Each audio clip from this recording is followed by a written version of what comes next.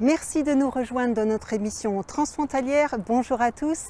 Hallo und herzlich willkommen. Schön, dass Sie dabei sind bei Grenzenlos.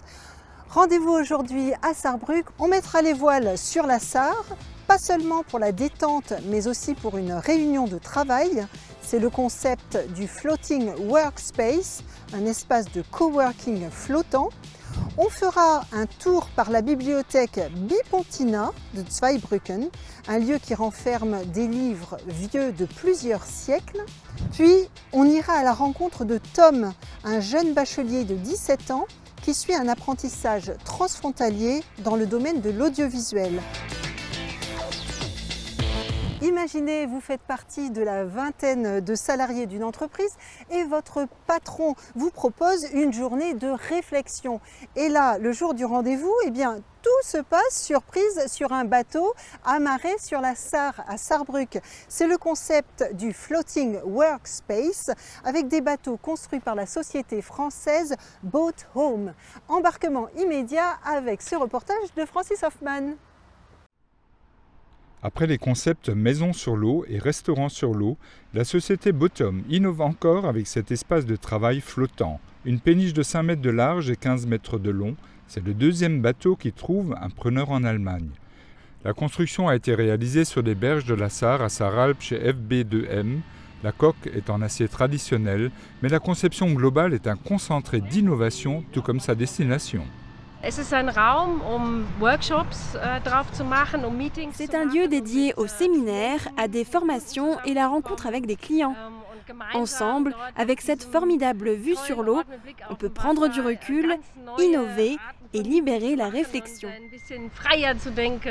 On peut réserver ce bateau directement sur le site internet de la société au prix de 800 € la journée.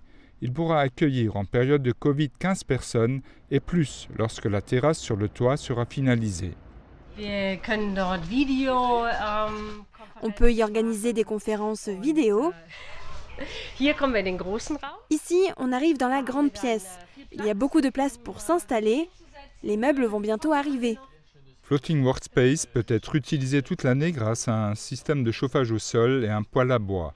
Tous les meubles ne sont pas encore en place, mais l'espace sera design, fonctionnel et surtout très lumineux, sans compter le coup de cœur de Dorothée.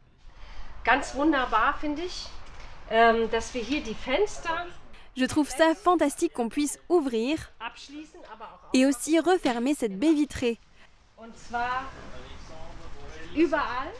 On peut ainsi se rencontrer comme si on était en pleine nature.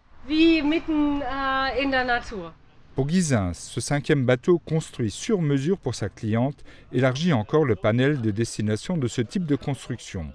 J'espère que ça va fonctionner pour elle et pour nous, bien sûr, dans toute l'Allemagne et aussi en France. La péniche Floating Workspace attend désormais ses premiers clients. Il est amarré à Saarbrück dans le pittoresque port de Plaisance, face à la réserve naturelle d'Allerwiese. Après le calme de la Sarre, on reste dans un espace zen, direction la bibliothèque Bipontina à Zweibrücken. Elle recèle de trésors, des milliers de livres, parfois très anciens, des exemplaires très rares. Alors qui utilise cette bibliothèque? Qui en prend soin? Regardez ce reportage de Jens Scherer.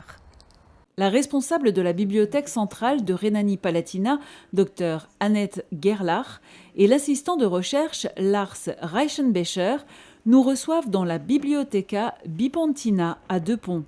Si ce bâtiment moderne suggère le contraire, l'histoire de la bibliothèque est longue et mouvementée. Elle remonte à plus de 460 ans. En 1559, le duc Wolfgang a fondé la tradition scolaire du lycée de Hornbach. Elle sera complétée par le comte palatin, le duc Karl.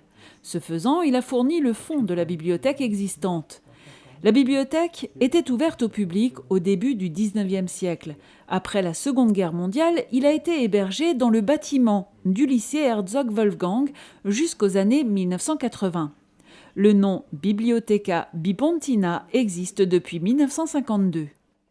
Als das Herzog-Wolfgang-Gymnasium dann geschlossen worden ist in Zweibrücken, ist die Bibliotheca Bipontina selbstständig geworden, also eine selbstständige Landeseinrichtung. Und als dann das Land Rheinland-Pfalz 2004 das Landesbibliothekszentrum Rheinland-Pfalz gegründet hat, durch die Zusammenlegung der beiden Landesbibliotheken in Koblenz und Speyer und der Landesbüchereistellen in Neustadt und Koblenz, da hat man dann eben auch die Zweibrücker Bibliothek dazu genommen. Also insofern ist Zweibrücken heute ein Teil und ein ganz wichtiger Teil, vor allen Dingen ein ganz alter Teil auch des Landesbibliothekszentrums Rheinland-Pfalz. Hat keine schulbibliothekarische Funktion in erster Linie, obwohl natürlich auch mit Schülern viel gemacht wird, obwohl wir natürlich auch Bestände haben, zum Beispiel gerade für Abiturienten. Ces dernières années, l'accent a été mis sur la recherche et l'enseignement. Une coopération étroite avec les universités, comme celle de la Sarre, est avantageuse pour les deux parties. Des expositions régulières, interrompues uniquement à cause de la crise sanitaire, peuvent faire découvrir l'étendue des collections et susciter l'intérêt du public. Grundsätzlich haben wir im gesamten geisteswissenschaftlichen Bereich eigentlich alles Mögliche. Es gibt auch einen starken Rechtsbestand, Geschichte, natürlich auch Theologie. Mittelalterliche Handschriften gibt es nicht so sehr viele.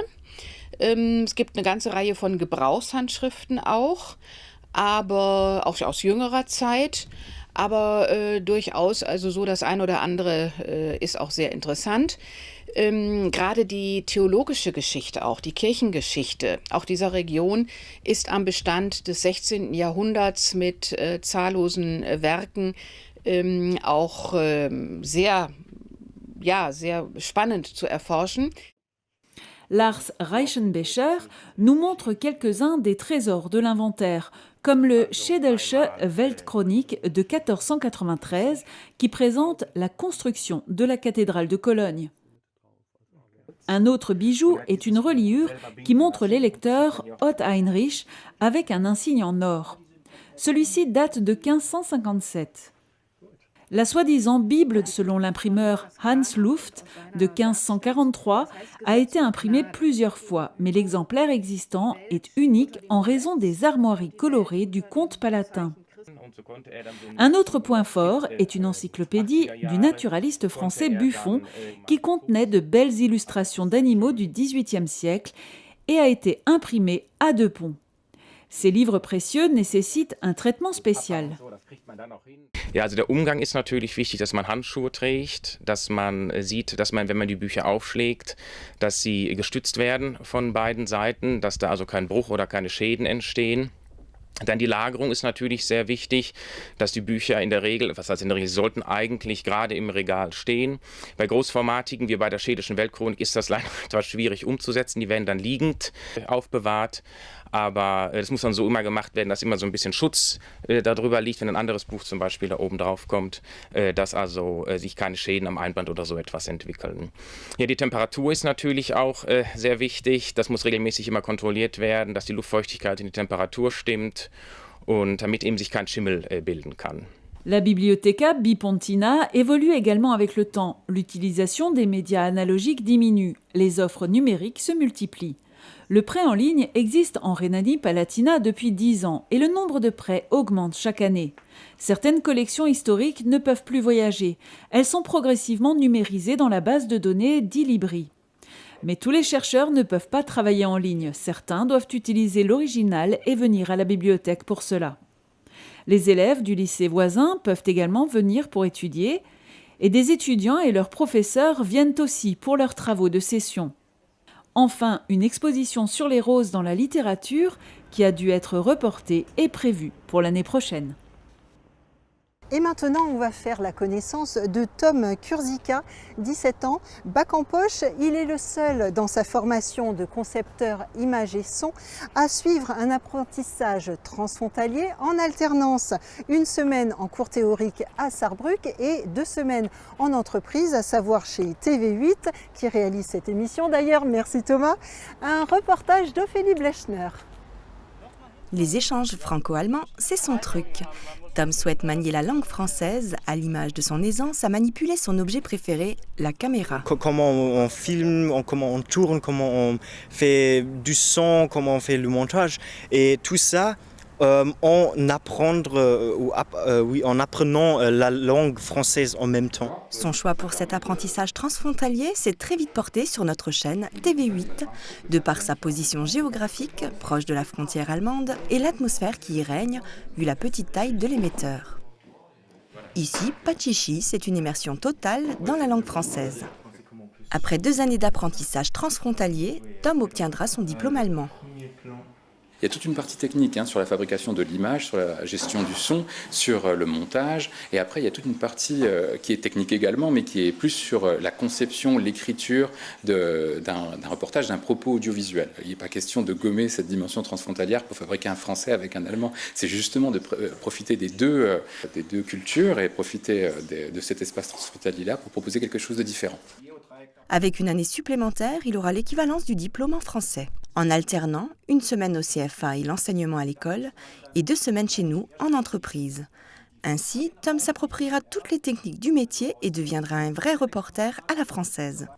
Un atout supplémentaire qu'il pourra ajouter sur son CV, et une chance qui est bien soutenue par son école, la TGBB Z1 de Saarbrück. Also Ziel der Ausbildung ist es, die jungen Leute für den Medienmarkt zu qualifizieren, ja, und auch eine gute Basis zu legen, wenn sie dann weiterführende Ausbildungsgänge besuchen. Ja. Sur 12 jeunes en apprentissage, Tom est le seul à suivre une formation en alternance en France. La mobilité des apprentis entre les pays n'en est qu'au balbutiement, mais un jour, cela sera enfin banalisé.